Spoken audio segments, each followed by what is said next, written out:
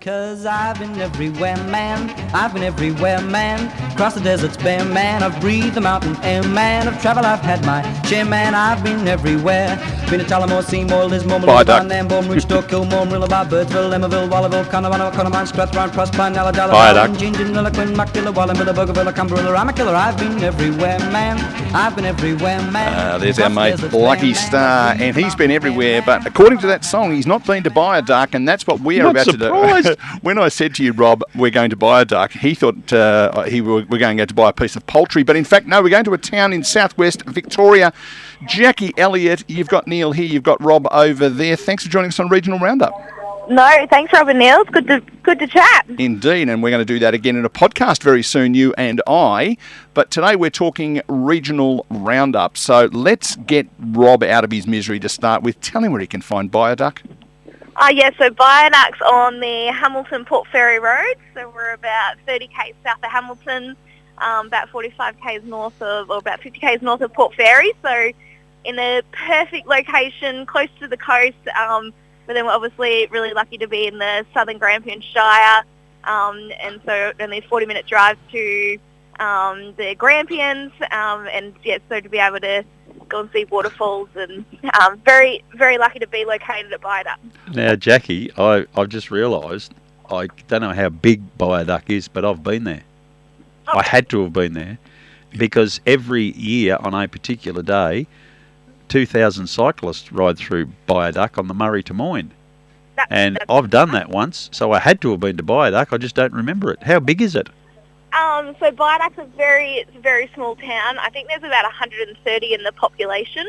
And a lot of people know Byaduk for the beautiful cricket oval that's white picket fence. So generally, if I can tell people, watch out for the white picket fence. It's right on the Hamilton-Port Fairy Road. That's where people remember Byaduk.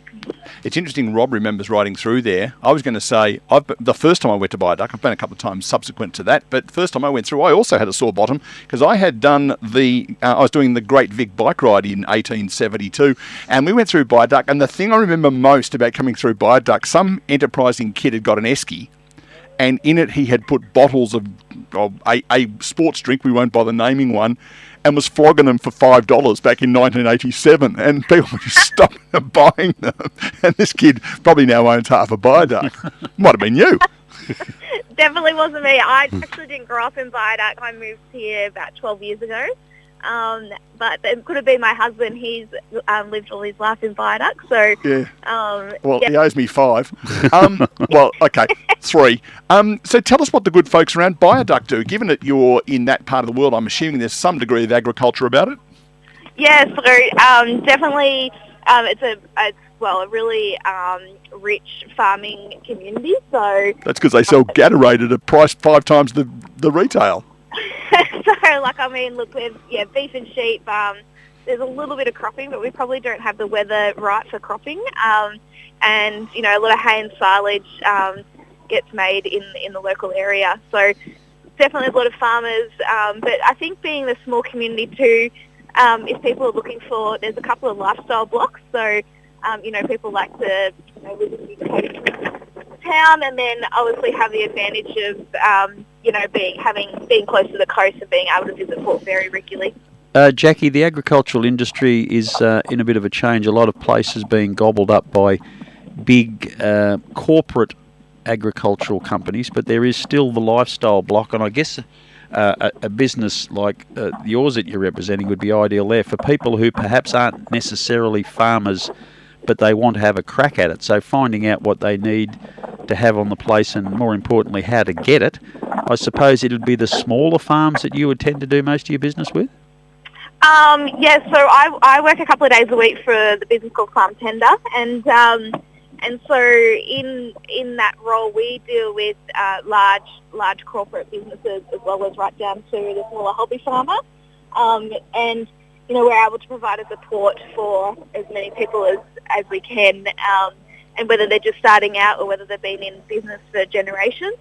But I think, in that, definitely the dynamic of farming is changing, and communities are getting smaller when corporates are buying up bigger properties. But I think we're really fortunate in our space. There's a lot of long long-standing generational farming families in the Byaduk area. So it's a really great tight-knit community. They all pitch in and support our Byaduk Cricket Club. So we've got a couple of teams in the men's as well as the women's team. We're really well supported from especially the Hamilton community for people coming out and playing on the Byaduk cricket team. So even though, yes, our community is getting smaller, but we are fortunate to be in a great location near to bigger towns. You certainly have got a great location. It's one of the prettiest spots in Victoria, and Port Fairy. I still reckon is a bit underrated. Those that go there and live there love the place, but as far as visitation goes, it's just a pretty little town. To be only 50 k's away would put you in a good position for a real estate for someone who wanted to have a touch of both the prettiness of Port Fairy, the beach life, and the farming life as well. Yeah, well, definitely a lifestyle. My parents have about 650 acres at Byaduk, so, and my mum actually works at the caravan park in Port Fairy. So, it's, we are lucky to live a great opportunity. Well, we have a great opportunity with the coast at our doorstep to go down and visit. I know I enjoy heading down there on the really hot days, and you get that cool change in Byaduk a lot earlier. So go down and grab some takeaway and walk along the beach. But then I also like the opportunity to go up to the Grampians and visit the waterfalls up there and be in the mountains and have a different view altogether. And there's one or two decent wineries in the Grampians region as well, he said, promoting the Grampians Wine Podcast, of which I am the host. And, of course, also you've got Hamilton just up the road as well, which means, for a lot of the shopping stuff and things like that you would need to do, and I guess jobs, Hamilton being 30 minutes up the road is pretty handy as well. Yeah, so, Hamilton being there, it provides a wonderful service. And it really comes down to if you can't find what you need in Hamilton, they're not far from Warrnambool. So, you don't have to go very far for the services available in that area. Like being between Moynshire and the Southern Grampians, we're really fortunate being so central to really great service providers, and they do provide jobs for that rural and regional area, and you can get everything for your farming requirements in Hamilton. It's a very rural town, and is what I think they call the seat of your local government, being the Southern Grampians. They're in Hamilton, I think. Hamilton. Yeah. Jackie, a real estate movement down there. Are there opportunities pop up regularly for people to buy into farms, or even to move into Port Fairy? Have you kept an eye on the movement of agricultural land? Recently, I probably haven't looked at the real estate market because I know I couldn't afford it myself. But I think there's definitely nice lifestyle blocks that would come up. And as far as farming goes, I do think that it's you've got to be in the know. Perhaps perhaps when a farmers might be retiring or selling out, and they definitely open those opportunities to neighbouring properties first. But look, I think there's always opportunity anywhere in regional Australia to be able to jump on the real estate market and see what's about. I'll tell you what, the Byaduk Tourism Authority is going to be happy with you, because 9 minutes ago Rob had no idea where it was, and now he's inquiring about real estate. So you've obviously done a really, really good job in convincing him. And I'll have to say too, how you're saying about you might be going into poultry and buying something. So you can actually buy a duck at the Byaduk General Store. So the little wooden duck, and Robin, who has the Byaduk General Store, it's a nice gift store and open on weekends. And I will give Robin a quick plug because she is an asset to our Byaduk community. So if you're in Byaduk, and go and say good day to Robin. If you're in Port Fairy, go in and say to the caravan park and say good day to Jackie's mum. That sounds like the go. Exactly, that's right. And one of our regular listeners has just sent a text saying, I know someone in Byaduk. There you go.